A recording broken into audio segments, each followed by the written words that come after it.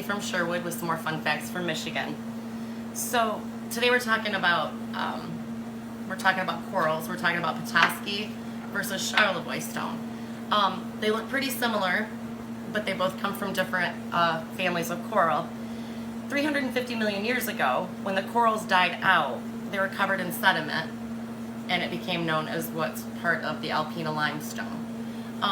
So this is just mixed with rock and sediment, and this is just rough. It didn't get into the sediment, so it's just a rough honeycomb looking thing.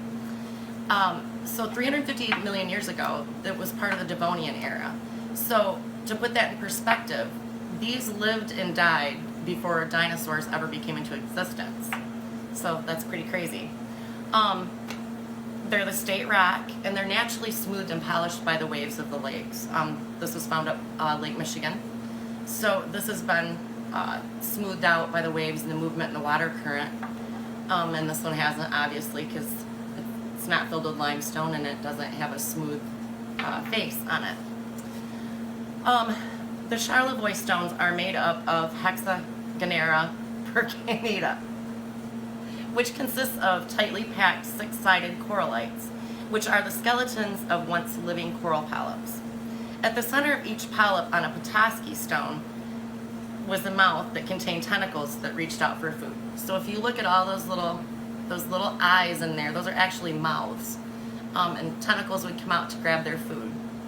Unlike the Charlevoix stones, where they just had kind of a catcher on the top of it, they didn't have tentacles that reached out. They were a natural capture. Michigan was a shallow sea back during the Devonian era, so we actually have a better chance of finding shark teeth than we do dinosaur bones. Once in a great while you hear somebody finding a mammoth bone, but that's because those came long after the dinosaurs and the shallow seas were all dried up. But that is why we find those up along Petoskey and Lake Superior, Lake Michigan, is because we were actually a shallow sea, and this is where the corals lived, in the shallow seas. We have great references about all of the great things in Michigan, so look us up if you need to find out some more facts. Thanks.